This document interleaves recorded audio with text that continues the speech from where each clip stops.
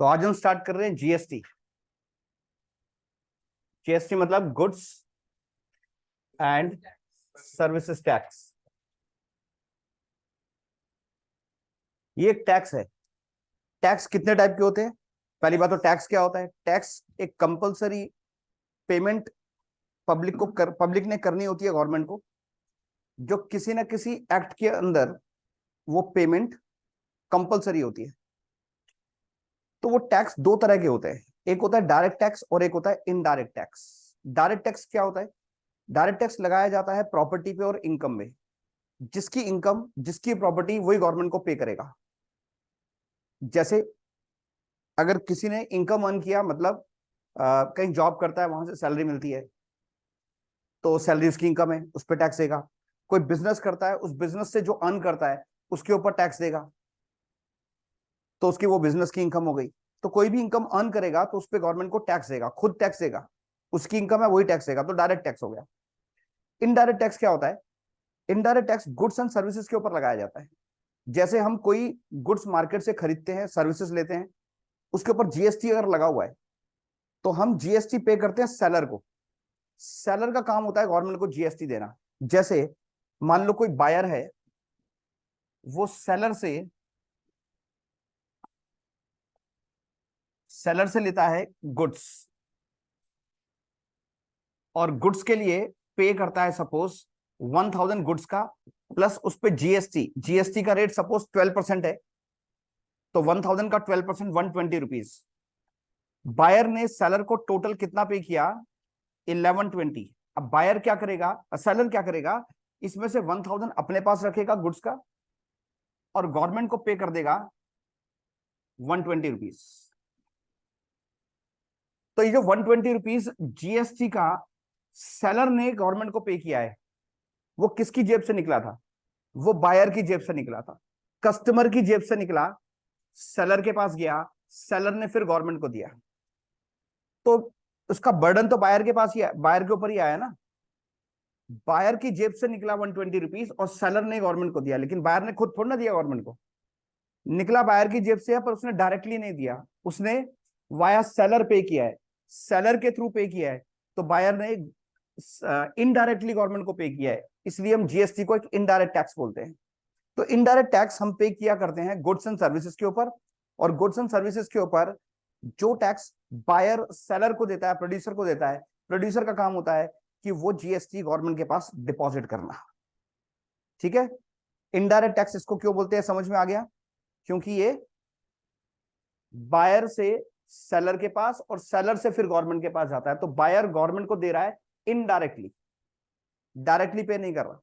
जबकि अगर कोई बायर, ये पर्सन किसी कंपनी में जॉब करता है और कंपनी से सैलरी लेता है, सैलरी सपोज इसकी 5 लाख है पूरे साल की, तो इस 5 लाख पे बायर खुद गवर्नमेंट को टैक्स देगा। इनकम किसकी? बायर की, तो बायर ही टैक्स देगा, डायरेक्टली गवर्नमेंट को टैक्स देगा। इसको बोलते हैं income tax. So income tax is a direct tax, जिसकी इनकम वही देगा। सपोज 10% का इनकम टैक्स है सपोज, तो 5 लाख का 10% 50,000 रुपीज वो गवर्नमेंट को इनकम टैक्स पे करेगा।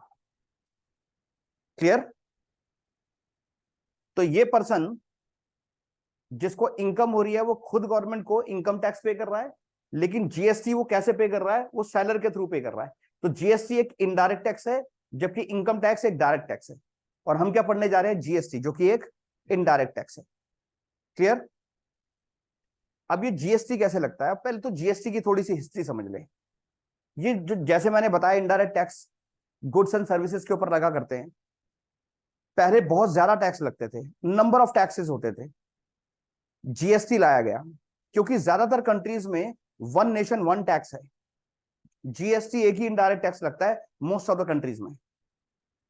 तो इंडिया ने भी सोचा कि जो इतने तरह के इनडायरेक्ट टैक्सेस लग रहे हैं, उन सबको हटा के एक ही इनडायरेक्ट टैक्स लाया जाए, जीएसटी। तो 17 टाइप्स के इनडायरेक्ट टैक्सेस को हटाकर उन सब की जगह पर एक ही टैक्स लाया गया, जीएसटी। पहले बहुत कॉम्प्लिकेटेड सिस्टम था। जीएसटी से पहले इनडायरेक्ट टैक्स का सिस्टम इंडिया में बहुत ज्यादा कॉम्प्लिकेटेड था। इतने सारे टैक्सेस लगते थे, हर स्टेट में अलग अलग परसेंटेज का टैक्स लग रहा है। किसी पर कितना टैक्स, किसी पर कितना टैक्स। कोई गुड्स हो सकता है किसी स्टेट में टैक्स फ्री है लेकिन दूसरी स्टेट में टैक्स लग रहा है, किसी स्टेट में टैक्स ज्यादा लग रहा है, किसी में कम लग रहा है, बहुत सारी कॉम्प्लिकेशन थी। तो उन सारे टैक्सेस को खत्म करके एक जीएसटी लाया गया। किस लिए? वन नेशन वन टैक्स के लिए।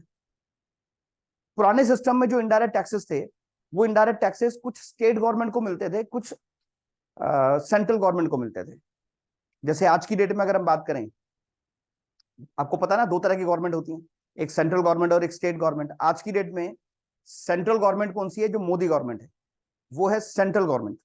और एक होती है स्टेट गवर्नमेंट, जैसे दिल्ली में भी केजरीवाल गवर्नमेंट है, यूपी में योगी गवर्नमेंट है, और पंजाब में मान गवर्नमेंट है।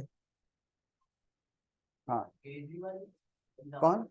नहीं, केजरीवाल की पार्टी है बट भगवंत मान वहां पे सीएम है ना, तो उनकी उनकी गवर्नमेंट है वहां पर। तो एक स्टेट गवर्नमेंट होती है और एक सेंट्रल गवर्नमेंट होती है। और हर एक स्टेट में कुछ काम ऐसे होते हैं जो सेंट्रल गवर्नमेंट करवाती है, वो खर्चा करती है, और कुछ काम ऐसे होते हैं जो स्टेट गवर्नमेंट खर्चा करती है। अगर खर्चा करना है तो इनकम भी चाहिए, तभी तो खर्चा होगा। तो गवर्नमेंट को इनकम कहां से होती है? मेनली टैक्सेस से होती है। तो पुराने सिस्टम में जितने भी टैक्सेस होते थे उसमें से मोर और लेस 50% टैक्स सेंट्रल गवर्नमेंट के पास जाता था और 50% टैक्स स्टेट गवर्नमेंट के पास जाता था। फिर दोनों अपने अपने हिसाब से खर्चा करते थे।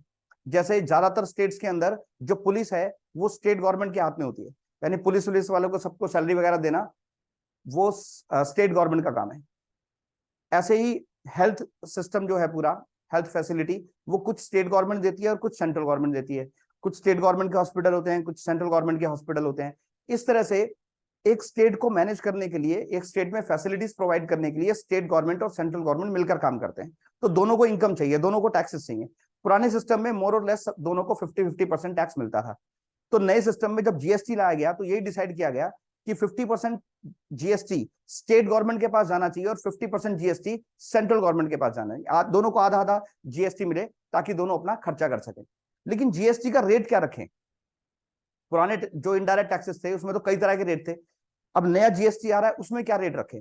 तो क्या किया गया, जितने भी इंडिया के अंदर जिनको भी जीएसटी के अंदर ला रहे थे उन सभी गुड्स एंड सर्विसेज का एवरेज टैक्स निकाला गया कि सभी गुड्स एंड सर्विसेज के ऊपर ऑन एन एवरेज कितना जीएसटी लगता है। तो वो 17 पॉइंट समथिंग आया था। तो डिसाइड किया गया कि जीएसटी लगाएंगे हम 18%, हर एक प्रोडक्ट पे 18% जीएसटी लगेगा, ऐसा डिसाइड किया गया। अगर 17 तरह के टैक्स पुराने खत्म करने हैं और नया जीएसटी उनकी जगह लेकर आना है तो जीएसटी का रेट रखा गया 18%, ताकि पुराने सिस्टम में जितना टैक्स कलेक्शन होता था सेंट्रल गवर्नमेंट स्टेट गवर्नमेंट को, उतना ही टैक्स कलेक्शन 18% लगाने से अभी भी हो जाए। तो जैसे पुराने खर्चे चला करते थे वैसे अब भी चलते रहे। लेकिन फिर ध्यान में आया कि कुछ गुड्स ऐसी हैं जो बिल्कुल एसेंशियल हैं, नेसेसिटीज हैं, उनको लो इनकम ग्रुप खरीदता है, तो उनके लिए 18% टैक्स कुछ ज्यादा हो जाएगा। फिर कुछ गुड्स ऐसे आइडेंटिफाई किए गए जिनके ऊपर 12% टैक्स लगाया जाएगा, कुछ के ऊपर 5% टैक्स लगाया जाएगा, कुछ को बिल्कुल टैक्स फ्री रखा जाएगा। अगर 18% सब पे टैक्स लगता तो उतना ही टैक्स कलेक्शन हो जाता जितना पहले हो रहा था, लेकिन कुछ गुड्स पे टैक्स कलेक्शन कम कर दिया गया। तो फिर ऐसे तो टैक्स कलेक्शन ओवरऑल कम हो जाएगा, फिर खर्चा कहां से निकलेगा? तो कुछ गुड्स पे टैक्स अगर कम किया गया तो कुछ गुड्स पे बढ़ाना भी पड़ेगा ताकि overall collection on an average 18% हो जाए। तो इसलिए कुछ लग्जरी आइटम्स पे 28% टैक्स भी रखा गया। जैसे कार खरीदने जाए हम या फिर एसी खरीदें तो उस पर 28% जीएसटी लगता है। तो लग्जरी आइटम के ऊपर 28% जीएसटी लगाया गया, और कुछ गुड्स पे तो बिल्कुल ही कम लगाया गया 12%, 5%, और कुछ को बिल्कुल जीएसटी में 0%, यानी जीएसटी लगता ही नहीं कुछ गुड्स पे। जैसे खुला आटा होता है, खुला चीनी होता है, इसके ऊपर जीएसटी नहीं लगता। हाँ, पैकेट में होगा तो जीएसटी लगेगा। तो कुछ प्रोडक्ट पे जीएसटी बिल्कुल नहीं लगा रहे हैं या कम लगा रहे हैं, फिर कुछ पे ज्यादा कर दिया। तो जीएसटी का रेट इस टाइम पर आज की डेट में इतने इतने परसेंट है। क्वेश्चन में आपको दिया होगा कि किस गुड पे कितना परसेंट टैक्स लगना है, कितना परसेंट जीएसटी लग रहा है। क्या? तो जीएसटी के रेट ये डिसाइड कर दिए गए। ये भी डिसाइड हो गया कि 50% यानी आधा टैक्स सेंट्रल गवर्नमेंट को जाएगा और आधा टैक्स स्टेट गवर्नमेंट को जाएगा। क्लियर? तो अब देखो एक एग्जांपल, मान लो दिल्ली के अंदर एक सेलर है, वो अपना प्रोडक्ट बेचता है दिल्ली के ही किसी बायर को। बायर भी दिल्ली में है, सेलर भी दिल्ली में है। इसने गुड्स बेची 1000 की, और सपोज उस पे 18% यानी 180 का जीएसटी लग गया, जीएसटी लगा 180 रुपीज का। बायर को कलेक्शन, बायर ने पेमेंट कर दी कितनी, 1180 की। अब सेलर का काम है इसमें से जो 180 रुपीज जीएसटी उसने कलेक्ट किया, उसमें से आधा स्टेट गवर्नमेंट को दे और आधा सेंट्रल गवर्नमेंट को दे। तो इसने पे करना है 50% दिल्ली गवर्नमेंट को, 90 रुपीज। 180 जीएसटी कलेक्ट किया, उसका आधा उसने किसको पे करना है, दिल्ली गवर्नमेंट को, और आधा पे करना है उसने स्टेट गवर्नमेंट को। 90 रुपीज उसने स्टेट गवर्नमेंट को पे करना है, सेंट्रल गवर्नमेंट को। सेंट्रल गवर्नमेंट बोले तो मोदी गवर्नमेंट। तो 90 रुपीज उसने पे करना है दिल्ली गवर्नमेंट को यानी केजरीवाल गवर्नमेंट को, और 90 रुपीज उसने पे करना है मोदी गवर्नमेंट को, सेंट्रल गवर्नमेंट को। ठीक है। अब इसके बाद उसका एक बायर है जो है यूपी में, यूपी में एक बायर है। इस सेलर ने यूपी में भी ये गुड सेल की, और मान लो ये सेल की उसने 2000 की, उस पे जीएसटी लग गया 18%, 360। अब इसने बायर से 2360 कलेक्ट किया, इसमें से आधा उसने स्टेट गवर्नमेंट को देना है और आधा उसने सेंट्रल गवर्नमेंट को देना है। अब यहां तो दो स्टेट इन्वॉल्व हो गई, दिल्ली गवर्नमेंट, दिल्ली स्टेट हो गई और यूपी स्टेट हो गई। अब ये जो स्टेट गवर्नमेंट को टैक्स देगा वो आधा टैक्स स्टेट गवर्नमेंट को, वो कौन सी गवर्नमेंट को, दिल्ली गवर्नमेंट को या यूपी गवर्नमेंट को। ये जो जीएसटी है ये डेस्टिनेशन बेस्ड टैक्स है। डेस्टिनेशन बेस्ड का मतलब होता है जहां पर गुड्स की डेस्टिनेशन है, जहां पर गुड्स का कस्टमर बैठा हुआ है, यानी यूपी। इस केस में यूपी में कस्टमर है तो वो यूपी गवर्नमेंट को आधा टैक्स देगा। अब इस सेलर का काम है कि वो आधा टैक्स यूपी गवर्नमेंट को दे और आधा टैक्स सेंट्रल गवर्नमेंट को दे। इसके लिए बड़ी परेशानी हो जाएगी ये तो। ऐसे अगर वो हरियाणा में कोई उसका अगर कोई बायर बैठा हुआ है तो वो हरियाणा गवर्नमेंट को भी आधा टैक्स देगा, फिर आधा टैक्स वो सेंट्रल गवर्नमेंट को देगा। तो इंडिया में जितनी भी स्टेट्स में उसका बिजनेस फैला हुआ है उन सारी स्टेट्स की गवर्नमेंट को वो आधा आधा टैक्स बांटता रहेगा। ये तो बड़ा झंझट का काम है। तो उसके लिए क्या किया गया, सेलर को बोला गया एक काम करो, तुम एक पैकेट बनाओ, उसके अंदर डालो स्टेट गवर्नमेंट का टैक्स, उसमें डालो सेंट्रल गवर्नमेंट का टैक्स, और इकट्ठा सेंट्रल गवर्नमेंट को दे दो। सेंट्रल गवर्नमेंट का काम है वो अपने आप आधा टैक्स अपने पास रखेंगे और आधा यूपी गवर्नमेंट को या आधा हरियाणा गवर्नमेंट को देते रहेंगे। तो अगर कोई सेलर अपनी ही स्टेट में सेल करता है तो वो आधा टैक्स किसको देगा, आधा टैक्स देगा सेंट्रल गवर्नमेंट को, जिसको बोलेंगे CGST, central goods and service tax, और आधा टैक्स देगा वो अपनी ही स्टेट को SGST, state goods and service tax. तो C stands for central and S stand for state. और जब वो स्टेट के बाहर सेल करेगा तो दोनों का एक पैकेट बनाकर गवर्नमेंट को दे देगा, जिसको बोलेंगे आईजीएसटी, उसको बोला जाएगा आईजीएसटी। वो सीधा सेंट्रल गवर्नमेंट को आईजीएसटी पूरा ये 360 पे कर देगा। अब सेंट्रल गवर्नमेंट क्या करेगी, अपना आधा अपने पास रखेगी और बाकी आधा यूपी गवर्नमेंट को दे देगी। अगर वो हरियाणा गवर्नमेंट में सेल करता है तो वो पूरा का पूरा सेंट्रल गवर्नमेंट को दे देगा। सेंट्रल गवर्नमेंट का काम है कि आधा अपने पास रखना और आधा हरियाणा गवर्नमेंट को दे देना। क्लियर। तो आई stands for integrated GST. Integrate किया गया है सेंट्रल गवर्नमेंट के टैक्स को और स्टेट गवर्नमेंट के टैक्स को इंटीग्रेट करके, इकट्ठा करके एक ही बार में सेलर गवर्नमेंट को दे देता है, सेंट्रल गवर्नमेंट को दे देता है। बात समझ में आ गई।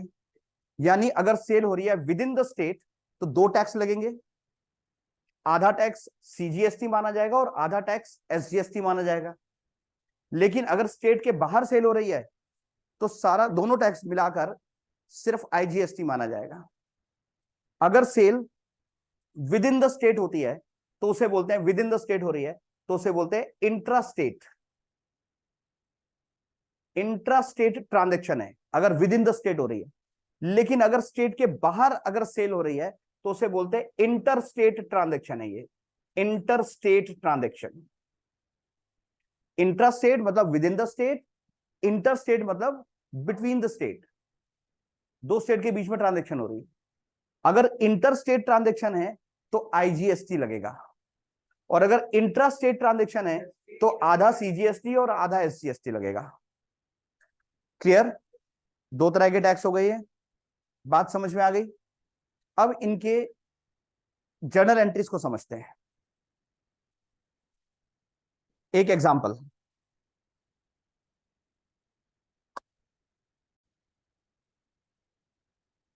चलो ये एक एग्जांपल देखो।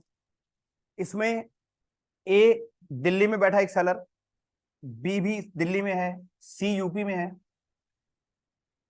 ए बी को सेल करता है क्रेडिट सेल, बी सी को क्रेडिट सेल करता है, और सी यूपी में ही अपने लोकल कस्टमर को कैश में गुड सेल करता है। तो सपोज ए की सेल वैल्यू है 10,000, मतलब ए ने बी को सेल करना है गुड्स, 10,000 की गुड्स की वैल्यू है, और इस पर जीएसटी लग रहा है सपोज 18%। ए भी दिल्ली में है, बी भी दिल्ली में है, विद इन द स्टेट है, इंट्रा स्टेट ट्रांजेक्शन है, तो बताओ कौन सा जीएसटी लगेगा? सीजीएसटी और एसजीएसटी लगेंगे। सपोज 18% जीएसटी है, तो आधा जीएसटी यानी 9% जीएसटी सीजीएसटी लगेगा और 9% एसजीएसटी लगेगा। तो इस पे सीजीएसटी 9% और एसजीएसटी 9% मींस 900 टोटल 1800 का जीएसटी लग गया, तो टोटल अमाउंट हो गया 11,800। ये ए ने बी को सेल किया है, बी ने ये गुड्स परचेज की, और फिर बी ने गुड्स सेल की सी को। मान लेते हैं बी ने 15,000 की ये गुड्स सी को सेल किए। अब इस पे जीएसटी लगना है, बी दिल्ली में है, सी यूपी में है, तो ये इंटर स्टेट ट्रांजेक्शन है, तो इस पे जीएसटी कौन सा लगेगा? आईजीएसटी, और पूरा 18% आईजीएसटी लग जाएगा। इसका 18% कितना हुआ? 2700। तो सेल वैल्यू हो गई 17,700। सी ने ये गुड्स 17,700 पे करके परचेज कर ली। अब सी इन गुड्स को सपोज 25,000 रुपीज में लोकल कस्टमर को सेल करता है, प्लस जीएसटी लगाएगा वो। अब सी भी यूपी में है, उसके लोकल कस्टमर यूपी में ही है, तो कौन सा जीएसटी लगेगा? करेक्ट, तो इसमें आधा लगेगा सीजीएसटी 9% और हाफ लगेगा एसजीएसटी 9%। 25,000 का 9% 2250, तो टोटल 29,500 हो गया।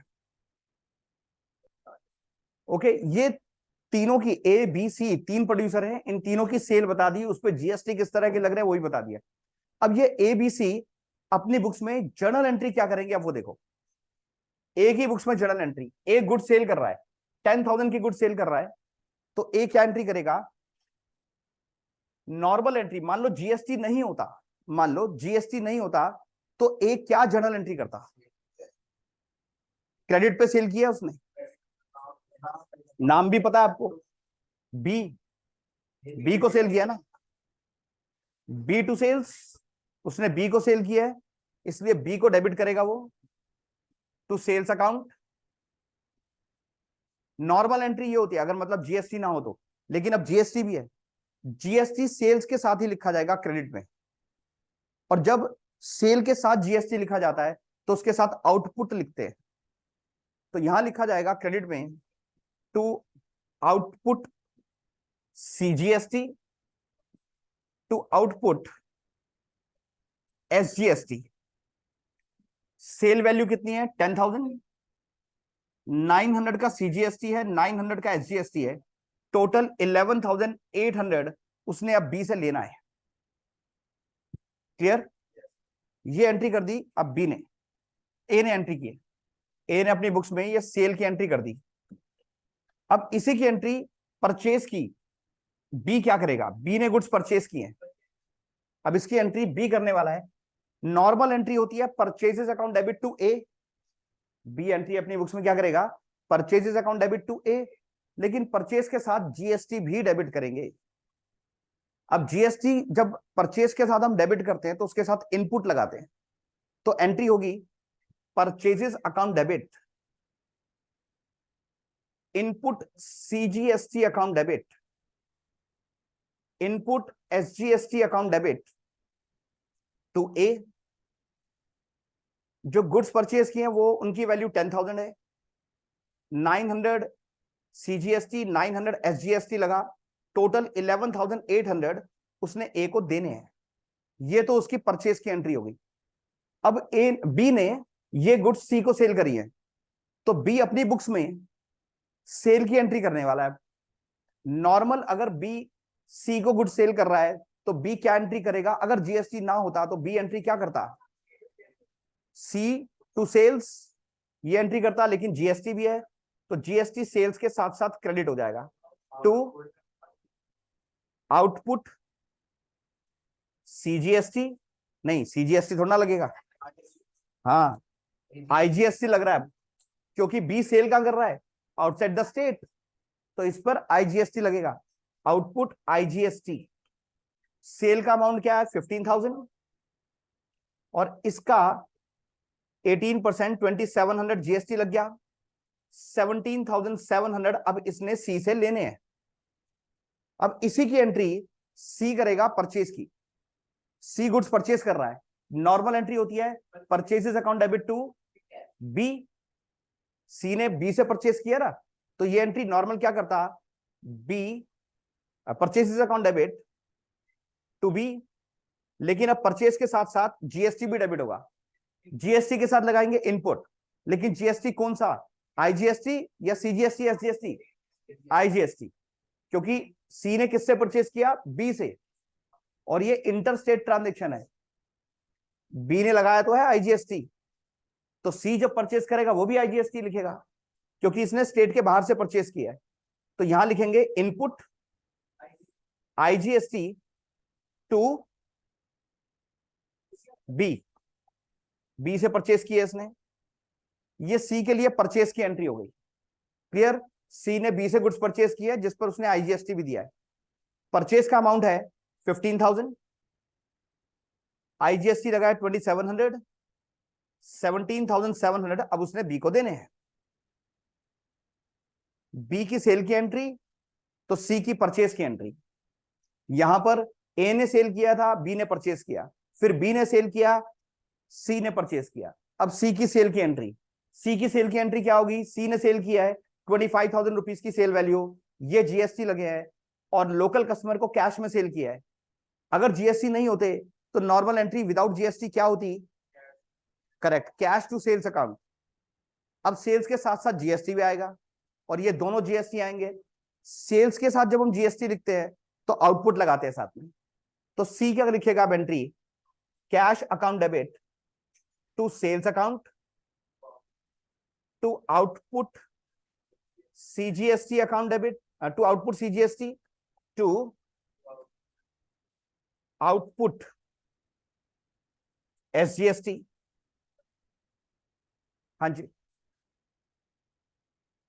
सी ने ये गुड्स लोकल कस्टमर को सेल किया विद इन द स्टेट, इसलिए सीजीएसटी एसजीएसटी आएगा।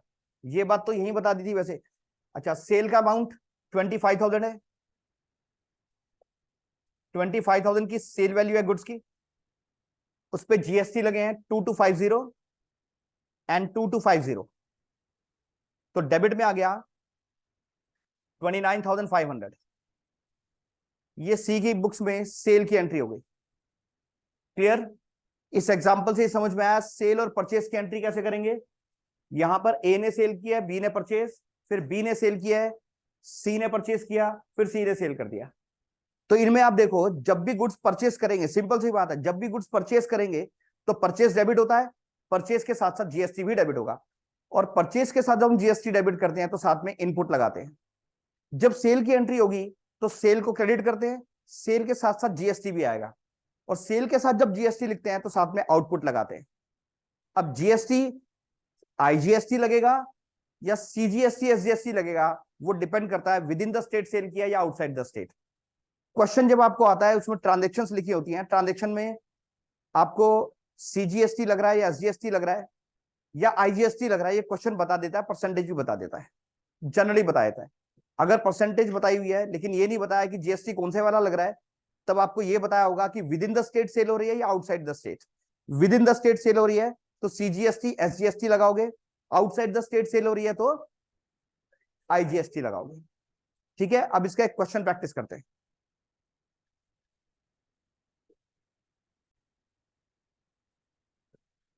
चलो ये एक एग्जांपल है। फर्स्ट ट्रांजेक्शन इसमें purchase goods ₹20,000 plus CGST and SGST at the rate of 9% each. तो गुड्स की वैल्यू 20,000 है, उस पर दोनों जीएसटी लग रहे हैं, CGST और SGST 9% ईच, यानी 9% का CGST है, 9% का SGST है। ये परचेज किससे की है? From Gupta and sons. Normal entry करें बिना जीएसटी की तो क्या होती है? Purchases account debit to Gupta and sons, लेकिन इसमें जीएसटी भी लगा हुआ है तो परचेज के साथ साथ जीएसटी डेबिट होगा। और जीएसटी के साथ इनपुट लगाएंगे या आउटपुट? इनपुट। तो एंट्री हो जाएगी purchases account debit, purchases account debit, इसमें आ जाएगा 20,000, इनपुट CGST अकाउंट डेबिट 20,000 का 9% लगाना है 1800, input SGST account debit 1800 to Gupta and sons, total आ गया 23,600, being goods purchased from Gupta and sons. Second transaction, ये ध्यान रखना जब जीएसटी दोनों लिख रहे हो आप, CGST और SGST, तो पहले CGST लिखना है बाद में SGST लिखना है जनरल एंट्री में, क्योंकि सेंट्रल गवर्नमेंट बड़ी होती है स्टेट गवर्नमेंट से, तो उसको पहले लिखना है। Next transaction, purchase goods ₹10,000 plus IGST at the rate of 18% by cash. इस बार जो परचेज किए गुड्स वो कैश देकर परचेज किए, विदाउट जीएसटी एंट्री होती है purchases account debit to cash account, लेकिन परचेज के साथ साथ जीएसटी डेबिट करेंगे। कौन सा जीएसटी? IGST, और साथ में उसके लगाएंगे इनपुट। तो एंट्री हो जाएगी purchases account debit, input IGST account debit. हाँ, परचेज की एंट्री में हमेशा जब जीएसटी डेबिट करेंगे तो साथ में इनपुट ही लगाएंगे, चाहे CGST SGST है या IGST है। परचेज वैल्यू है इसमें 10,000 और IGST इसका 18% लगेगा 1800 टू कैश, कैश में परचेज किए goods to cash account, total आ गया 11,800, being goods purchased by cash. पहली दो ट्रांजेक्शन परचेज किए, नेक्स्ट 2 ट्रांजेक्शन सेल किए। तो थर्ड ट्रांजेक्शन है sold goods to Yuvraj ₹50,000 plus CGST SGST 6% each. इस बार गुड सेल किए। सेल की नॉर्मल एंट्री मतलब विदाउट जीएसटी एंट्री क्या बनती है? Yuvraj account debit to sales account. अब सेल के साथ साथ जीएसटी भी क्रेडिट करना है, और जीएसटी कौन सा क्रेडिट करेंगे? Output CGST, output SGST। तो एंट्री हो जाएगी Yuvraj debit to sales account to output CGST account to output SGST account. Sale value है 50,000। अब 50,000 का कितना परसेंट? 6%। 50,000 का 6% हुआ 3,000, तो 3,000 CGST 3,000 SGST में आ गया, टोटल 56,000 युवराज को डेबिट करेंगे, being good sold to Yuvraj, being good sold to Yuvraj.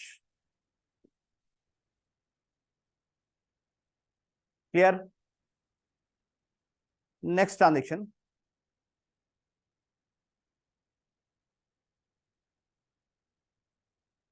Next transaction है सोल्ड गुड्स फॉर चेक ₹30,000। इस बार चेक से, चेक के लिए गुड सेल की है, यानी रिसीव क्या किया? चेक। नॉर्मल एंट्री होती है bank account debit to sales account, लेकिन क्रेडिट में सेल के साथ साथ जीएसटी भी आएगा, IGST, और साथ में लगाएंगे आउटपुट। तो एंट्री बनती है bank account debit to sales account to output IGST account. Goods की वैल्यू है 30,000, इस पे जीएसटी लगा 12%, 30,000 का 12% 3600, तो बैंक में डेबिट में आ जाएगा 33,600। Being good sold for check.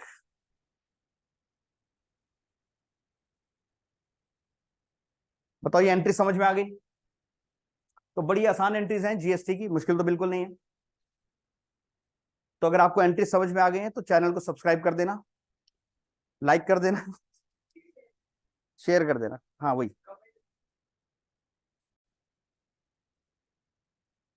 चलो अब ये वाला क्वेश्चन आप होमवर्क में ट्राई करोगे? ट्राई नहीं मतलब करके ही आना है, ट्राई।